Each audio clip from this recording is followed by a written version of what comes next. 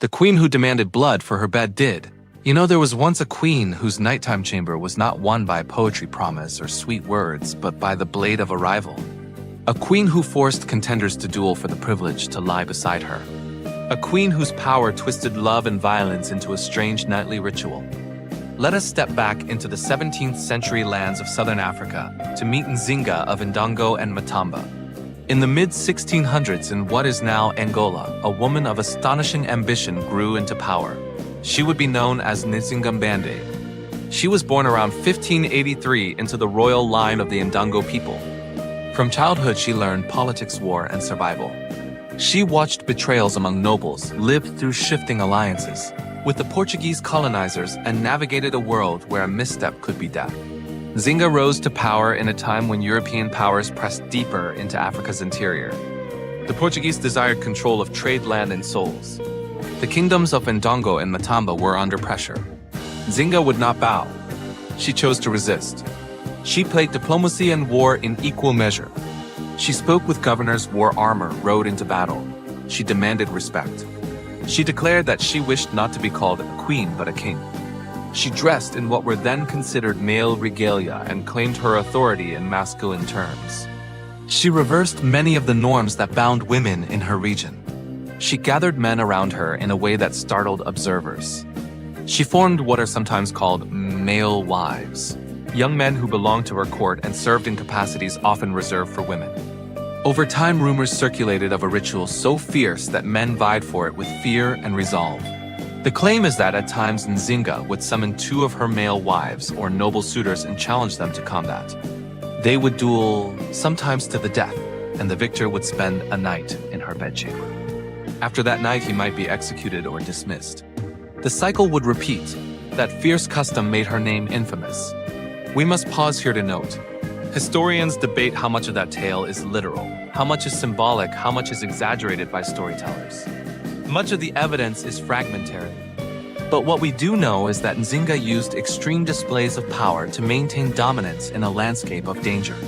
She reversed gender norms. She controlled life and death within her court. She extrapolated her authority into the personal realm of intimacy. Let us float over to another royal disaster. Nzinga's realm never enjoyed long peace. Wars with the Portuguese raged. Alliances shifted among African polities. Nzinga allied with the Dutch at times to counter Portuguese power. She moved her base from Ndongo into Matamba. She resisted having her kingdom swallowed by colonial ambitions. Her life was war diplomacy, a dance on a razor. In one campaign, she led troops herself. She ordered ambushes, she negotiated terms, and when betrayal threatened, she struck mercilessly. But in those darker corners, she also cultivated symbolism. She staged court rituals. She manipulated image. She presented herself as unyielding. She created a mythos that few would dare challenge. Back in the palace, the legend of her nightly duels lingered. Men in her court walked with fear and hope. Each night, the possibility glimmered that a duel might be called. Each man carried his own ambition and dread. The rumor said she never slept twice with the same man. She kept her suitors in constant tension. The victor's reward was brief, the cost perhaps fatal. But Nzinga's power was not limited to spectacle. She secured treaties, held court with envoys from European powers and her African neighbors. She survived for decades in a turbulent era. She left no easy legacy. Her death came in 1663 at her base in the highlands of Matamba. Her body was carried by mourners for 12 days to be buried. Her political structures endured struggles after her. Over the centuries, storytellers adapted her tale. Some claimed she forced men to kill one another just to reach her bed. Some claimed she commanded their lives in such detail that no man dared resist. But whether the duels to win her favor were literal or poetic, they echo a deeper truth. Nzinga wielded sex power, violence, and subversion as tools in a world that sought to define her. In the next part, we will explore how her nightly ritual narrative evolved in memory, how historians approach claims of the duels, and how her myth shaped later perceptions of female power. We will follow threads from court to memory to legend, and see how much can be rescued from the blur of centuries.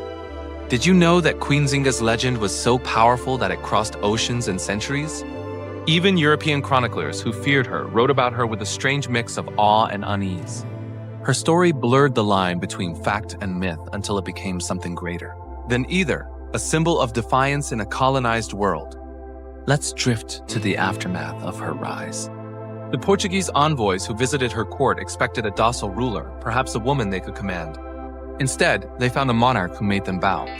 There is an old record that says when a Portuguese governor refused to offer her a chair at negotiations, she ordered one of her attendants to kneel, then sat on that attendant's back, so she would face him as an equal. The scene stunned the visitors. In that moment, a new legend was born. It was these same chroniclers who carried her image back to Europe. They painted her as both barbaric and brilliant. They described her court rituals in vivid terms: young men adorned in feathers, blades gleaming, songs echoing through torchlight halls. They claimed her bedchamber was both throne and battlefield. Whether those reports were truth or theater, they shaped how her name would echo for centuries. Nzinga's dueling custom was not entirely unique in its time. Across regions of Africa and Europe, rituals of combat for honor or affection existed. But what made hers unforgettable was its reversal of roles. Here was a queen demanding that men prove worth through violence, not for conquest or political favor, but for intimacy. The act turned patriarchal power on its head. Let's float for a moment to the deeper layer of meaning. In many oral histories of Central Africa, queens were guardians of spiritual and earthly balance. Power was not merely administrative, it was sacred. Nzinga's use of ritual violence might have carried symbolic weight, a demonstration that she alone commanded both the spear and the bed, the body and the kingdom. In her court, loyalty and desire were the same test. She kept her rivals close, sometimes turning former enemies into subjects. The duels, real or symbolic, enforced a rule of fear that bred loyalty. Each man in her orbit lived under the shadow of her favor. Her strength lay not just in armies, but in psychology. She ruled hearts through terror, admiration, and fascination. But let's move to how her legend grew after her death. The Portuguese never forgot her. Missionaries and colonists told tales of her savagery to warn others about rebellion. Yet, in African oral traditions, she became a hero, a figure who resisted foreign domination longer than almost anyone of her time. To some, she was the embodiment of cunning leadership. To others, a sacred mother of freedom. In the 19th century, explorers arriving in Angola still heard songs about the queen who ruled men through the sword and the kiss. In one version of the song, a line says, asterisk, her lovers were soldiers and her love was war. Asterisk, the imagery endured. In every retelling, the duels became grander. In some, she slew her lovers herself at dawn. In others, she spared them but sent them to impossible missions. The truth hides somewhere between those extremes. Some historians now think the tales of dueling lovers may have emerged from Portuguese attempts to portray her as monstrous, to justify their own wars against her. After all, colonial powers often twisted stories of strong women into moral warnings. Nzinga's defiance was turned into scandal, her brilliance into savagery. Yet the myth carried a different meaning to her people. It was not about cruelty. It was about control, about a woman who refused to be owned. The idea that men had to fight to reach her bed was less about lust than sovereignty. It told the world, the queen's body was her kingdom, and no one entered it without battle. Let's glide further into her political genius. Nzinga used marriage and ritual unions as tools of diplomacy. She allied with neighboring chiefs through promises of kinship. She converted to Christianity when it suited her strategy, adopting the name Ana de Souza after her baptism, then turned away from it when the cross no longer benefited her cause. She wore religion as she wore armor, a means of survival. Under her rule, Matamba became a thriving hub of trade. Caravans moved through the forests carrying salt, copper, and cloth. Envoys from across Central Africa came to her court seeking alliance. Even late in life, when she was over 60, Nzinga still commanded respect. Visitors recorded that she held council every morning, dressed in bright cloth and gold ornaments. Still as proud as when she rode to war, she was a paradox. A ruler who could bless a priest one day and lead a battle the next. A queen who adopted foreign faith but never let go of her ancestral spirits. A leader who embodied both the sword and the shrine. As time passed, her story traveled beyond Africa. European historians wrote of her as a cruel Amazon queen. Modern writers saw her as the earliest symbol of African resistance to colonialism. Her life inspired novels, theater plays, and even political movements. Angolan independence fighters in the 20th century carried her image as an emblem of courage. Let's float now to one more layer, her myth in modern culture. Today, scholars revisit the story of her dueling lovers, not to dismiss it, but to understand what it says about power and gender. Whether or not she truly made men fight for her bed, the myth reveals how people tried to explain her dominance. In societies where power and masculinity were intertwined, the only way to imagine such a woman was to make her terrifyingly sensual. Thus, the duels became a metaphor for her defiance, her command, her refusal to yield to any man. In every version of her story, one truth remains constant. Nzinga chose to rule by her own laws. Did you know that Queen Nzinga's power lasted long after her battles ended? Even in her final years, she ruled not from fear but from wisdom and reputation. She had survived decades of shifting alliances, wars, betrayals, and myths. By the time she reached old age, she was not just a ruler, she was the embodiment of endurance itself. Let's drift back to her later court in the mid-1600s. The once relentless warrior queen now wore silk and beads instead of armor. She sat beneath carved wooden ceilings while envoys from distant lands waited for her word. Her presence still carried the gravity of command. Those who entered her chamber bowed, not just to a monarch, but to a living legend. In these later years, Nzinga began to shift her strategy. The endless wars with the Portuguese had drained her kingdom. Trade routes had faltered. Villages were weary of bloodshed.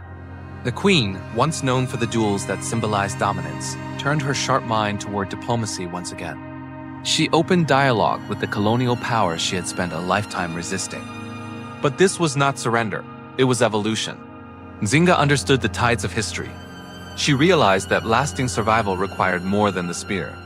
She began to focus on rebuilding her economy, strengthening agriculture, and protecting her people from the growing slave trade that devastated Central Africa. Let's float to a moment of quiet transformation. In her 60s, Nzinga once again embraced Christianity, not as a foreign symbol but as a political tool. She invited missionaries to her court, ordered the construction of churches, and presented herself as a Christian queen. Her enemies saw it as submission. But to her subjects, it was strategy, one more mask in her endless play of survival. Even in peace, her reputation as the queen of duels never vanished. Traders and travelers still whispered about the rituals of her youth. They told new generations that no man could claim her without combat, that even love in her court demanded courage. These tales traveled from fireside to marketplace, from sailor to scholar. Each retelling added another layer until she became larger than life. Nzinga's true battles, though, were not of the sword but of endurance. She spent her last years teaching her successor how to rule wisely. She emphasized balance, strength with mercy, strategy with faith. She had seen kingdoms rise and fall, and she knew that legacy, not victory, was what truly endured. Let's move gently to her final chapter. In 1663, Queen Nzinga died in Matamba at around 80 years old, an extraordinary age for her era. Her death marked the end of one of the most remarkable reigns in African history. Her people mourned for 12 days, carrying her body through forests and rivers to her resting place. The sound of drums echoed for miles. Warriors lowered their weapons. Women wept openly. For years after her passing, her court continued her customs. They honored her as both a monarch and a spirit. Songs of her duels and victories filled ceremonies. The tales blended memory and myth until they were inseparable. To the Portuguese, she remained the fierce enemy who defied them. To her people, she became a protector in the afterlife, a mother of their land. Centuries passed, yet her shadow lingered. In the 20th century, during Angola's struggle for independence, revolutionaries invoked her name. They painted murals of her riding into battle, crowned with feathers, sword raised high. To them, she was not a tale of romance or cruelty. She was resistance itself. Historians today still debate the truth behind the dueling lovers. Some argue it was an invention of missionaries who wanted to portray her as immoral. Others believe there was a kernel of truth, a ritual of loyalty turned into legend by foreign tongues. But the accuracy of that story matters less than what it reveals.